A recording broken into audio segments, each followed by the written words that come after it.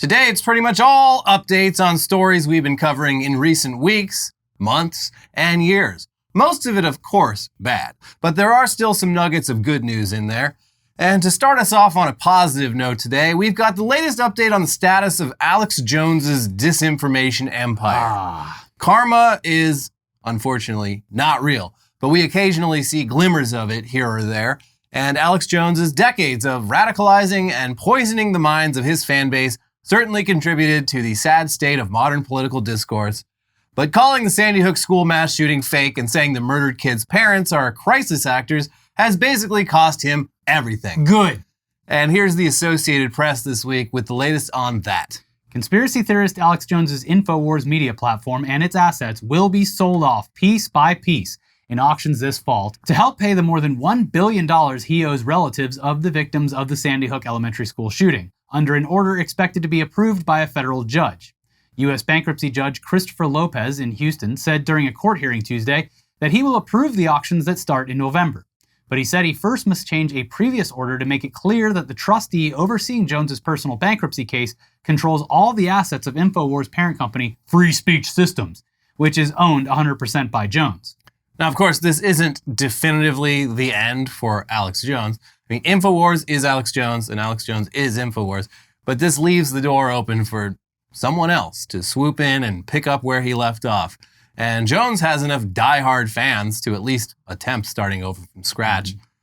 Despite the pending loss of his company, Jones vows to continue his talk shows through other means, possibly including a new website and his personal social media accounts. He also has suggested that InfoWars' assets could be bought by his supporters, allowing him to continue hosting his show as an employee under the InfoWars brand in their home city of Austin, Texas. It's very cut and dry that the assets of Free Speech Systems, the website, the equipment, the shopping cart, all that can be sold, Jones said on a recent show. And they know full well that there are a bunch of patriot buyers, and then the operation can ease on.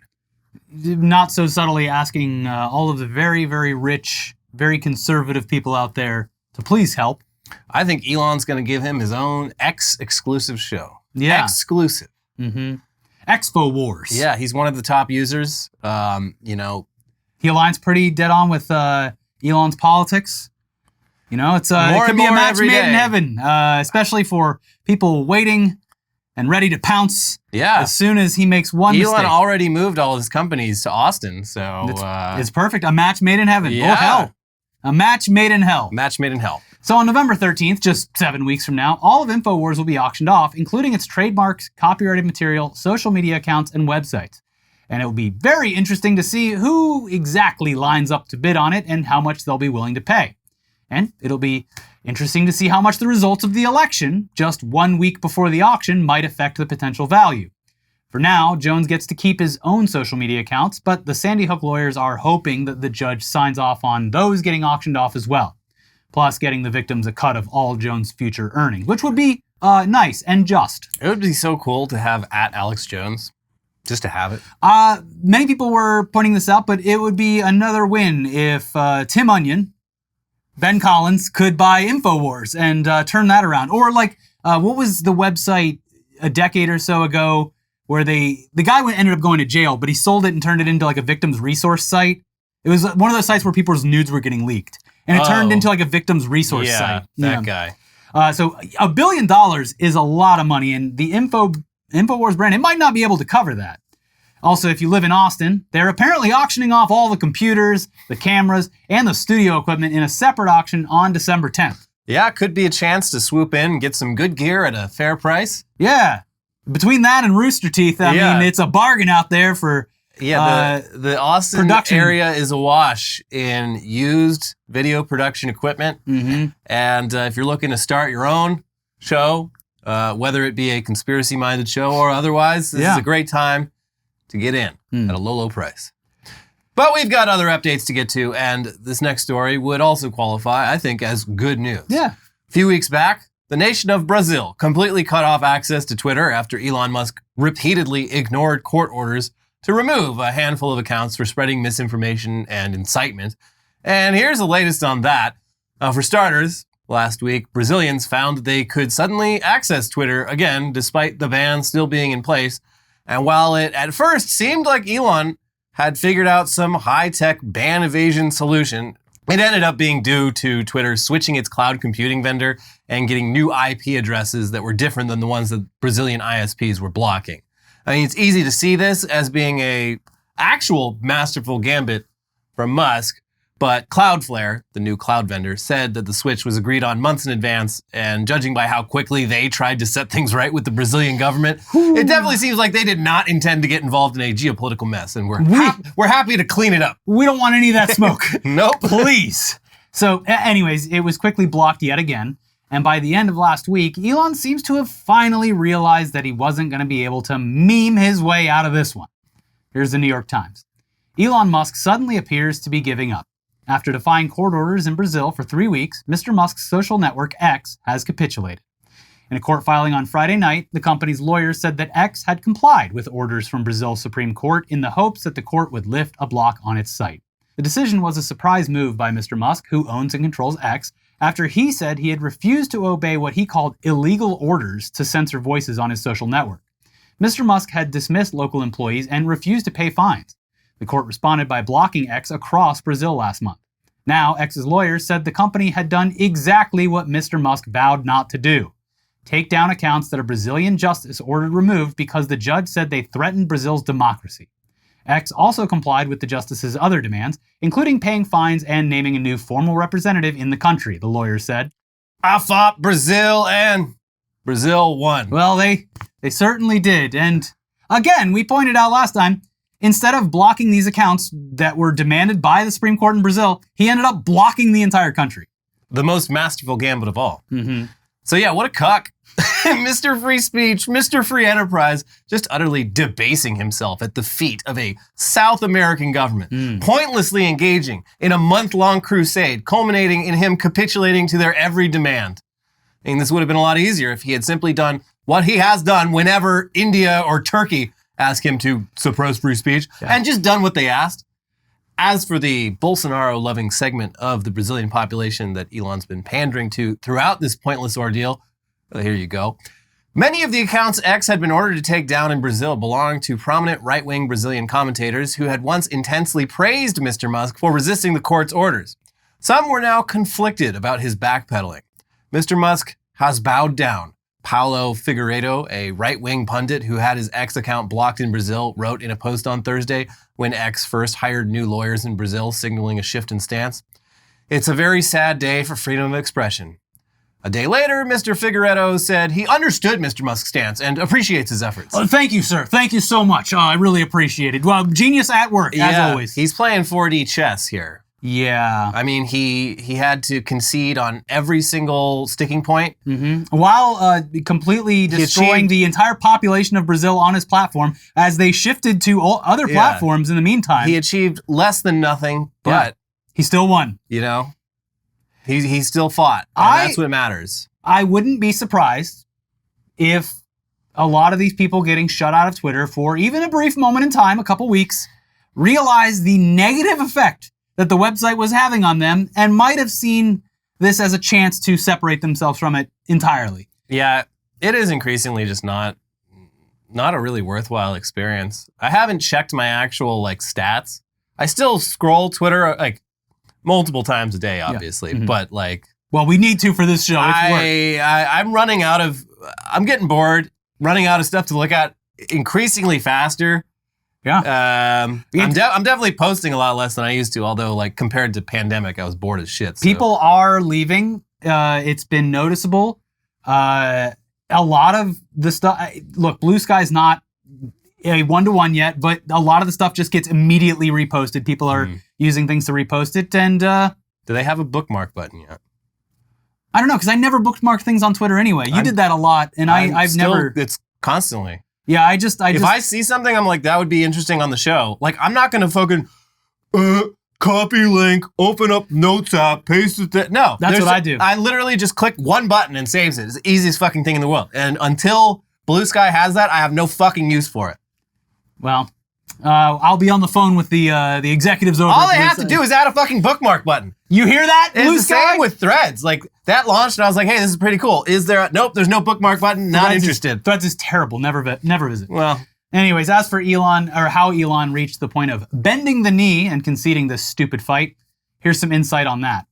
The moment showed how, in the years-long power struggle between tech giants and nation-states, governments have been able to keep the upper hand. Mr. Musk has had to come to terms with that reality in other countries, including India and Turkey, where his social network complied with orders to censor certain posts.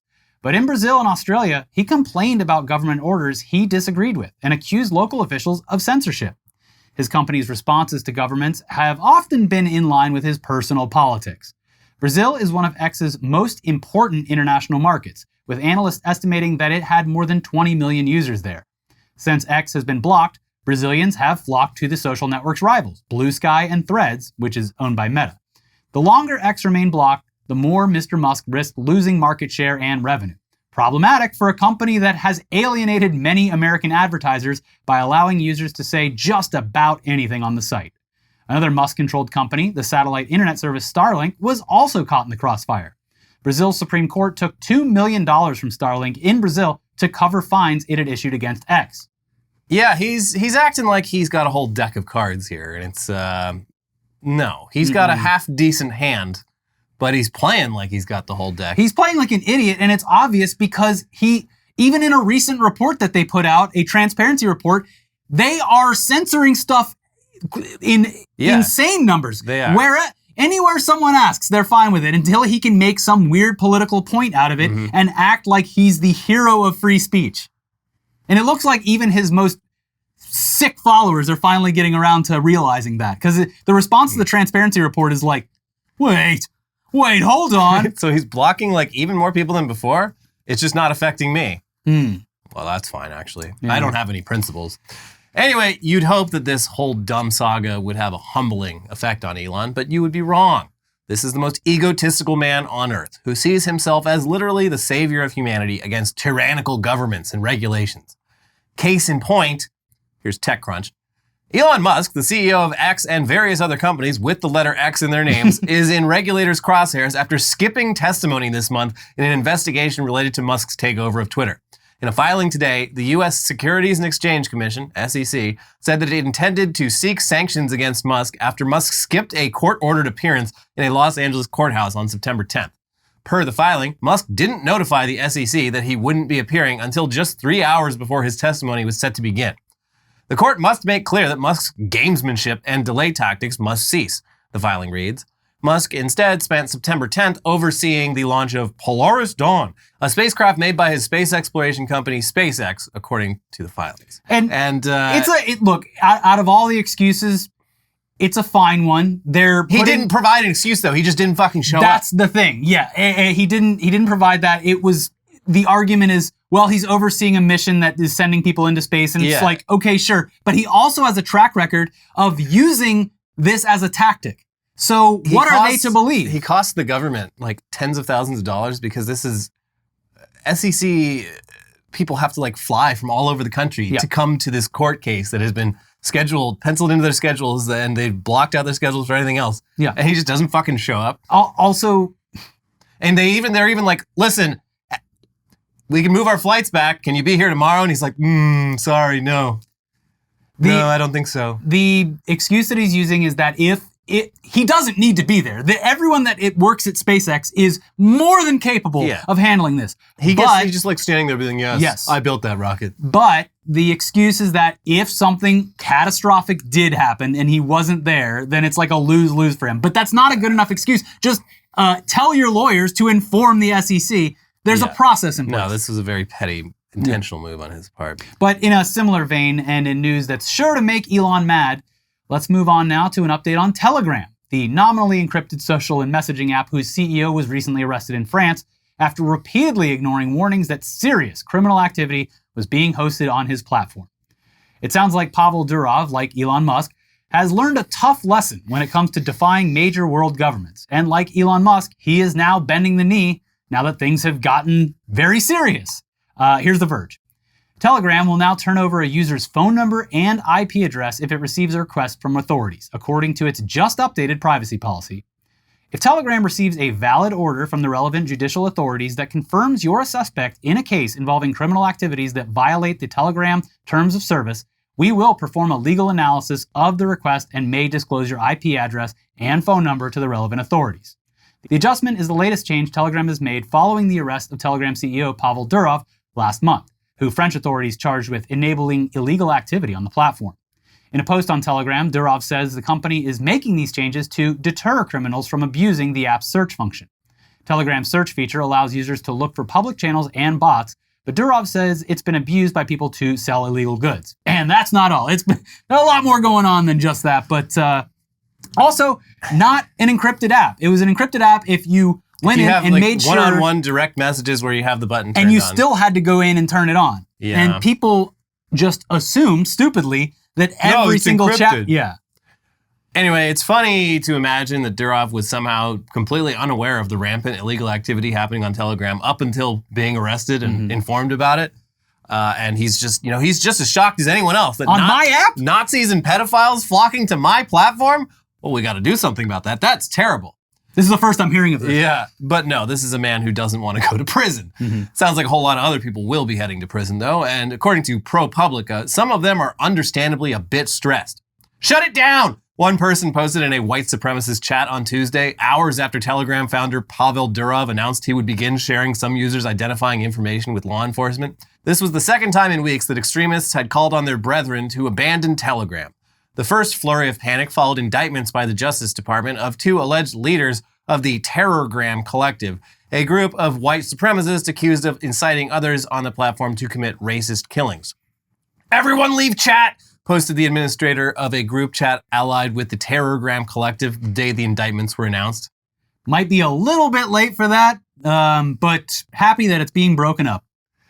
Yeah, they are just going to scurry over to other platforms. It's scurrying around. It is funny, though, because as we discussed, it would appear, by all accounts, Signal is a far superior app, but conservatives all decided, within the past couple months, that Signal is a deep state spyware app. Because one of the board members is on the board of NPR. That's all they had. Yeah, one of the 12 board members also is on the board of NPR. So therefore, it's Signal's just a CIA honey trap. So they moved to Telegram, which is not encrypted unless it's enabled, and then just started planning a bunch of crazy shit. Also, it's where a lot of the January 6th stuff was planned. Well, thank goodness everyone's really stupid. Yep. Yeah. But moving on now to another update. Last week, we talked about how a bunch of pagers and walkie-talkies started spontaneously exploding all across Lebanon, killing dozens and injuring thousands in what is widely believed to have been an attack on Hezbollah by Israel, and which human rights experts have widely condemned as an act of terror and a violation of international law. In the immediate wake of the attacks, all that was clear was that Israel had tampered with these devices before they got to Lebanon, inserting a tiny amount of explosive material and devising a way to remotely trigger it. But since then, we've gotten a bit more info on how exactly Israel went about doing this. So the brand of pagers was traced to a company in Taiwan called Gold Apollo, whose CEO seems to have been caught just as surprised by all this as everyone else. Here's NPR. Xu confirmed it was his company's brand on the pagers. "This is very embarrassing," he said. Shortly after, more than a dozen Taiwan police officers and city officials entered his company office for investigation. Xu denied all involvement with the explosive pagers, telling NPR outside his office in northern Taiwan that it was a Budapest-based company called BAC Consulting which manufactured the devices. Quote, "There was nothing in those devices that we had manufactured or exported to them, BAC," Xu said, noting the pagers were entirely different from his designs and contained a chip that Gold Apollo does not use in its own pagers. 3 years ago, Xu says he was approached by a Taiwanese woman Xu says he only knew as Teresa, who claimed to be a local representative for a Hungarian company named BAC Consulting. After more than 2 months of negotiation with Teresa, Xu agreed to sign a contract to sell Gold Apollo's pagers to BAC and additionally to let BAC use Gold Apollo's trademark on its own products. She had already flown several times to Europe to contact her colleagues, said Xu. He says he was also told BAC also had interest in East Africa. From beginning to end, they never mentioned Lebanon. About a year after BAC signed a contract with Gold Apollo, Xu says they came back to him with an unusual request. They wanted to design their own products, but put his company's trademark on them. They said they wanted to cultivate a cohort of engineers. Xu says he remembers BAC telling him, I told them, the stuff you make is neither easy to use nor is it aesthetically pleasing. Why not just use my products? Sue also noticed their payment transfers were strange. While BAC is located in the capital of Hungary, Sue said the company paid Gold Apollo from a Middle Eastern bank account that was blocked at least once by their bank in Taiwan. It was very inconvenient. You have to deal with these risks when doing global trade, remembers Sue. He says his accountant spent an entire week working to unfreeze the payment. But the payment was good. Yeah. So the pagers used in the attacks, they were branded as Gold Apollo pagers and sold by a Hungarian company licensed to use the brand on their own pagers made from parts sourced from Gold Apollo. We still know very little about BAC Consulting, but here's Reuters. She speaks 7 languages, has a PhD in particle physics, an apartment in Budapest plastered with her own pastel drawings of nudes, and a career that took her around Africa and Europe doing humanitarian work. What Christina Barsony-Arcidiacono, 49, the Italian-Hungarian CEO and owner of Hungary-based BAC Consulting, says she hasn't done is make the exploding pagers that killed 12 people and wounded more than 2,000 in Lebanon this week. After her company was revealed to have licensed the design for the pagers from their original Taiwanese manufacturer, Gold Apollo, Barsony-Arcidiacono told NBC News that she didn't make them. I am just the intermediate. I think you've got it wrong, she said. So, okay, that woman has since gone into hiding. That number's been updated, too. Yeah, and it remains unclear just how much knowledge and participation she had in all this. A lot of the info about her definitely gives off spy vibes, the languages, the PhDs. Also, like, they go into more about it, and they're like, yeah, she was not really like a businesswoman. She did have a lot of interests, though. But listen, this could also just as likely have been her thinking that she was getting paid to help out with something that was, like, vaguely sketchy. Like, oh, we need your name here because I can't use mine because blah, blah, blah. I was like, okay, whatever. You're going to pay me money? Sounds good. And then finding out later that it was significantly more sketchy than what she had assumed. We don't know. There definitely seems suspicious, but... Yeah, I mean, it could go either way. I mean, if she did know what was happening, she's fucked. But I think it's could be just as likely they just needed a company. I guess. Yeah, they're like, listen, you put your name, we list you as the CEO, you do nothing.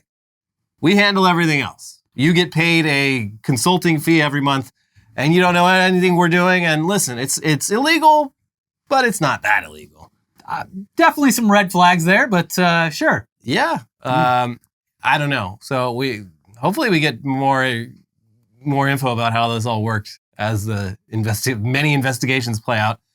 But just an insane story. But we got more updates for you coming up in just a moment. First, though, we got to let you know that this episode is sponsored by Mint Mobile. With big wireless providers, what you see is never what you get. Somewhere between the store and your first month's bill, the price you thought you were paying magically skyrockets. With Mint Mobile, you'll never have to worry about gotchas ever again. When Mint Mobile says $15 a month when you purchase a 3-month plan, they mean it. Tired of your mobile provider's complicated bills, fees, and upcharges? Don't you wish your provider could just be straight up about that stuff? Well, with Mint Mobile, say bye-bye to your overpriced wireless plan's jaw-dropping monthly bills and unexpected overages. Mint Mobile is here to rescue you with premium wireless plans starting at $15 a month. All plans come with high-speed data and unlimited talk and text delivered on the nation's largest 5G network. Use your own phone with any Mint Mobile plan and bring your own phone number along with all your existing contacts. Ditch overpriced wireless with Mint Mobile's deal and get 3 months of premium wireless service for $15 a month. To get this new customer offer and your new 3-month premium wireless plan for just $15 a month, go to mintmobile.com/newsday. That's mintmobile.com/newsday. Cut your wireless bill to $15 a month at mintmobile.com/newsday. $45 upfront payment required, equivalent to $15 a month. New customers on first 3-month plan only. Speed slower, above 40 gigabytes on unlimited plan. Additional taxes, fees, and restrictions apply. See Mint Mobile for details. All right, back to the news now with an update on one of our newest main characters, North Carolina Lieutenant Governor Mark Robinson, whose campaign for the governorship has been upended by the news that he's a porn-addicted black Nazi. Self-admitted. Self-admitted. Yeah, this is all according to him. Earlier this week, we talked about how his campaign staff had been fleeing like rats on a sinking ship, but the full extent of it, it's still breathtaking. Here's WUNC. A campaign news release said that 4 top staffers have left the campaign. Konrad Polgorzelski, general consultant and senior advisor who's worked for Robinson since his initial 2020 lieutenant governor campaign, Chris Rodriguez, campaign manager, Heather Willier, finance director, and Jason Risk, deputy campaign manager. but WUNC has confirmed that other staffers have quit as well, leaving Robinson with just 3 people working on his campaign, 2 campaign spokesmen and a bodyguard. That's all you need. The list of departures also include longtime Director of Operations Patrick Riley and political directors John Contoulas and Jackson Lohr. So, sounds like Jack Merkman's little plan to lie about being hired as Robinson's new campaign manager as a way to basically apply for the job. It may very well pan out the way things are going. Look, this guy, he gets results. We'll worry about the legalities later. Yeah. He's already tied up in so many court cases. Say what you will about him, he gets things done. Yeah. He gets the attention that we need. He doesn't take no for an answer. Yeah. So, yeah. Meanwhile, Robinson still has a job as the lieutenant governor of the state of North Carolina. Yeah. Sounds like his staff there are just as done with all this embarrassment as his campaign staff. Here's the New York Times. Senior staff members in the office of Lieutenant Governor Mark Robinson of North Carolina have said they will resign on October 1st, becoming the latest people to abandon Mr. Robinson, the state's Republican nominee for governor, in the wake of a CNN report that linked him to disturbing comments on a porn site. Those resigning include Brian Levecchi, the chief of staff and general counsel, Jonathan Harris, the policy director, John Wesley Waugh, the director of communications, and Nathan Lewis, the director of government affairs. Mr. Levecchi confirmed the resignations in a brief phone call on Wednesday afternoon. So, going great. And this whole thing has managed to kind of put North Carolina in play for the presidential race in a way that it previously was not, because typically a very red state. Very hard for Trump to campaign there and not address the big black Nazi in the room. Yeah. So, we'll see. But as we saw with the J.D. Vance on stage, if anyone asks about it, the crowd just boos as if it's a completely irrelevant question. We've always hated that guy. Also, I've never even heard of him. Who are you talking about? He's a lieutenant governor of my state? I don't think so. No idea. I feel like I would have heard about that. Yeah, but in another update, Donald Trump has found himself on the receiving end of yet another potentially troublesome lawsuit, thanks to he and his running mate J.D. Vance's decision to defame the entire Haitian immigrant community of Springfield, Ohio as savages who steal and eat people's pets. A local nonprofit called the Haitian Bridge Alliance has sued Trump and Vance, and this is not a civil suit. It is a criminal suit. Because I guess in Ohio, there are ways for private citizens to file a criminal lawsuit.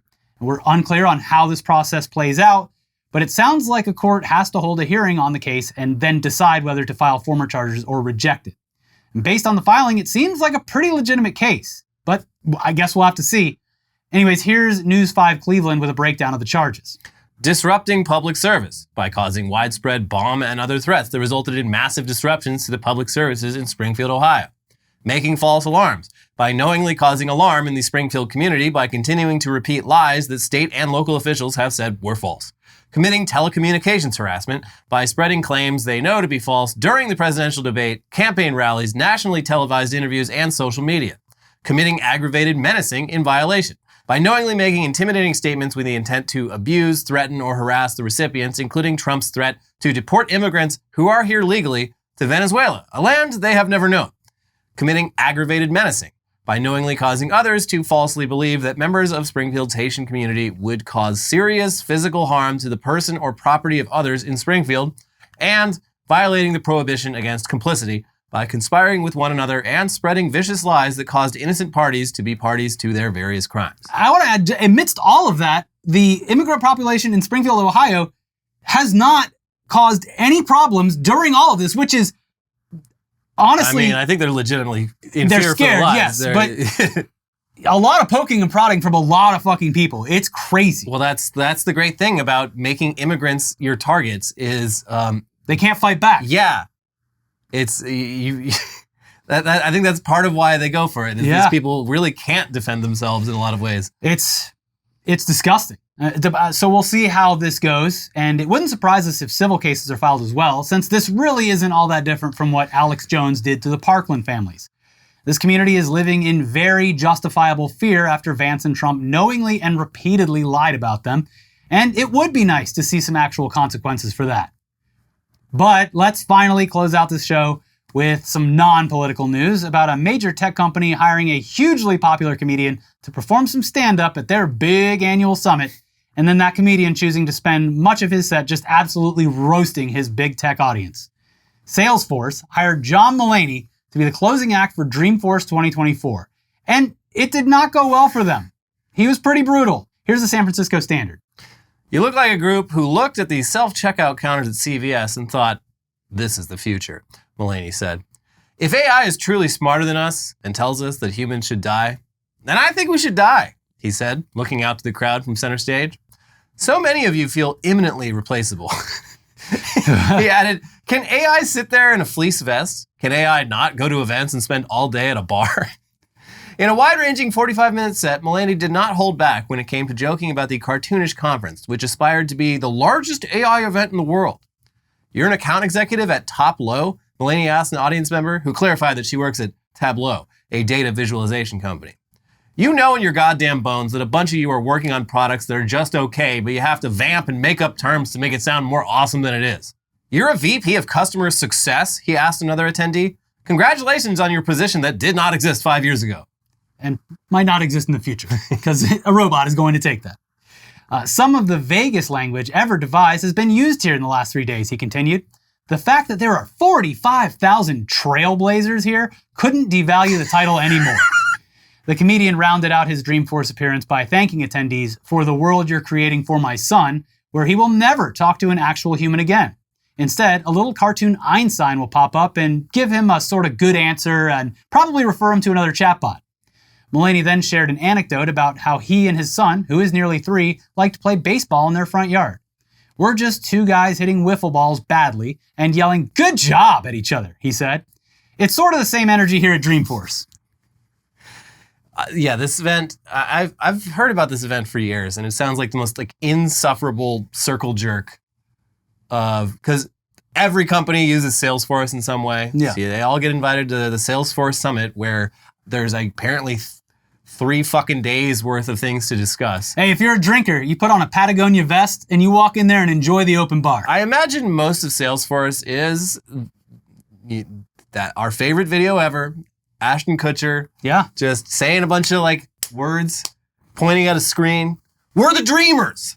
You're all dreamers and trailblazers. Yeah. And you're definitely all going to have jobs. People in the audience, yeah. Anyways. Yeah, they love feeling important. That's our show. Make sure you leave a comment, press the like button. Please leave a comment, press the like button. We like it very much. And in case you missed it, we have some new videos for you. We have a Republican rundown on Weekly Weird News. Yeah, all the scumbags are here. So if you need the backstory and context of the things that we've covered on the other 2 episodes that we've recently put out, that's where to start. And then, of course, we have Cards Against Humanity suing Elon Musk. So check both of those out. Remember to like the video and leave a comment, and we will see you soon. Bye-bye. Bye.